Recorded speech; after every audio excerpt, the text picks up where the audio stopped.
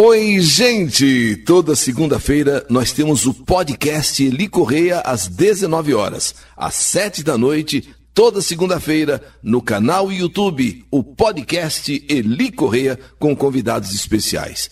Agora eu vou pedir uma coisa para você. Você que nos acompanha aqui através das Cartas da Saudade, você ainda não se inscreveu no nosso canal. Eu vou pedir, se inscreva. A sua inscrição é fundamental para que o nosso canal se torne cada vez mais forte. Vamos lá? Estou esperando então a sua inscrição. Canal YouTube Eli Correia Oficial, o canal da saudade. E no canal YouTube Eli Correia Oficial, a dengue e a morte. A minha história foi muito marcante. E até hoje eu não passo um dia sequer sem me lembrar de tudo. Tudo começou como se fosse um filme daqueles bem românticos, onde dois olhares se encontram e parecem fazer uma verdadeira declaração de amor um pelo outro.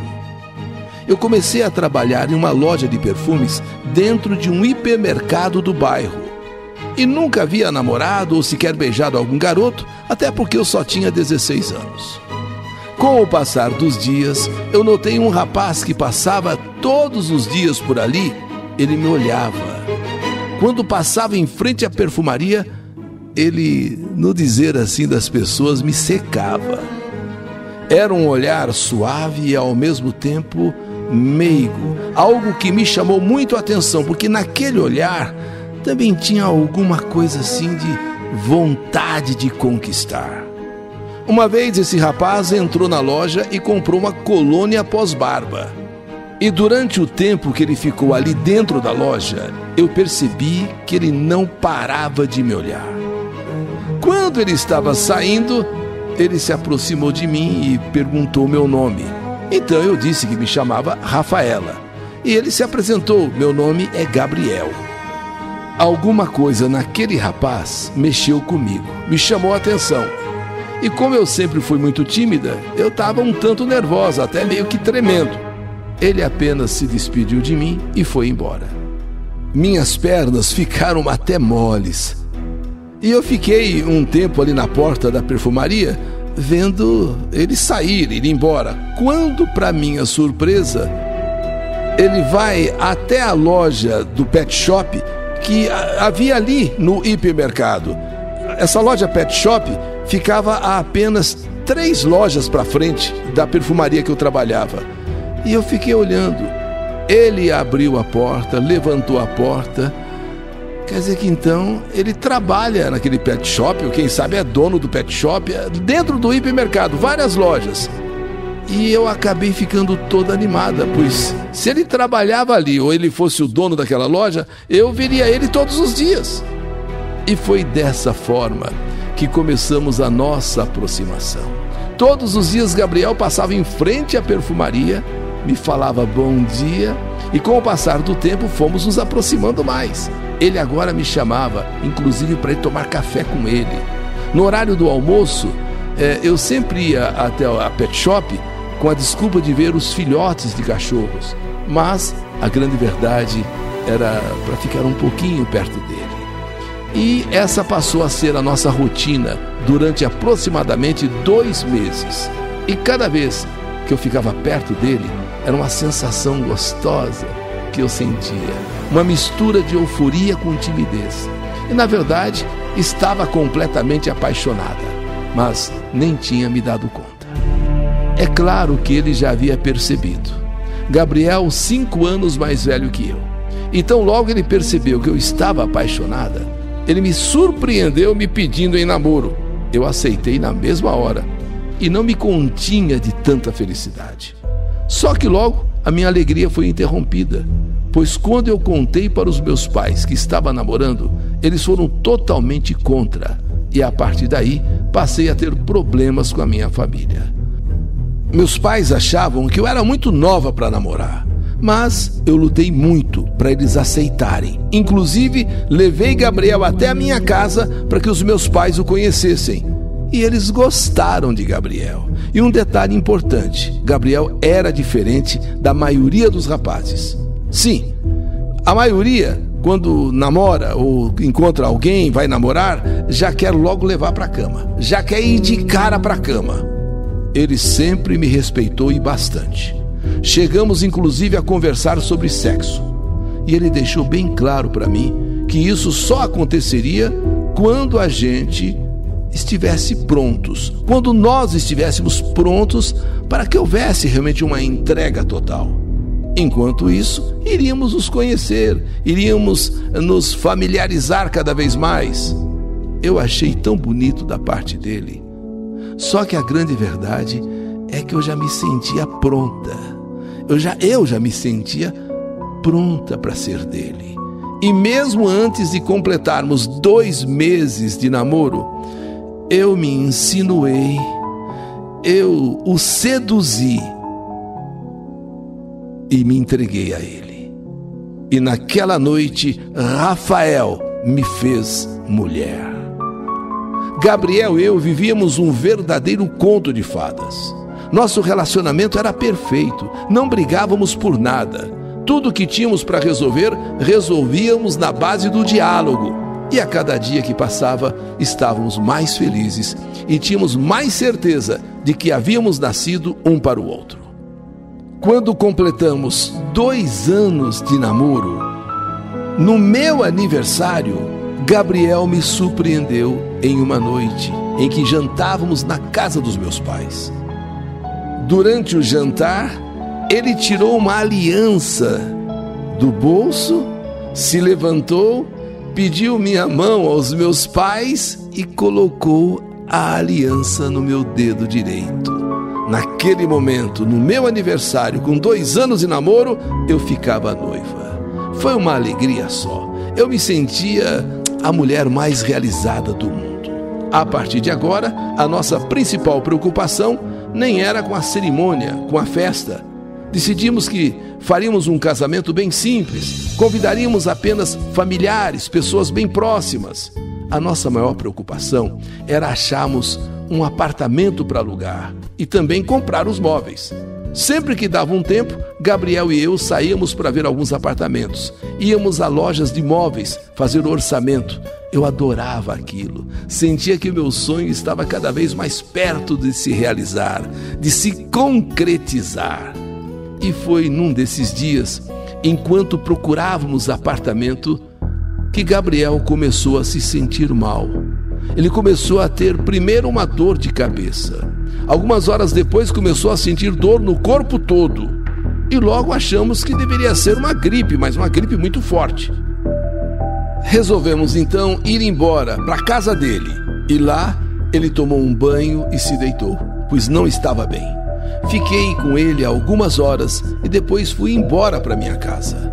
À noite eu liguei para saber como ele estava e a mãe dele disse que ele estava um pouquinho melhor, mas com febre. E que já havia tomado outro banho e estava tomando remédio. Acontece que durante a madrugada, a febre de Gabriel começou a aumentar. A dor de cabeça passou a ser insuportável. E então os pais de Gabriel resolveram levá-lo ao pronto-socorro, onde ele tinha convênio. E lá informaram que ele precisaria ser internado, pois o médico suspeitou que poderia se tratar de dengue. Pela manhã, a mãe de Gabriel me ligou e me disse que ele havia sido internado. Naquele dia, eu nem fui trabalhar. Eu fui direto para o hospital para ver Gabriel. Fiquei com ele no horário da visita. E, de fato, Gabriel não estava nada bem. Ele estava com muita dor no corpo. A febre não baixava.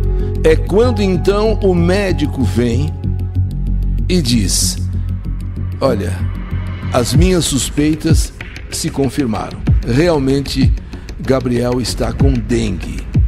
Mas o pior, dengue hemorrágica. Foi um choque para todos nós.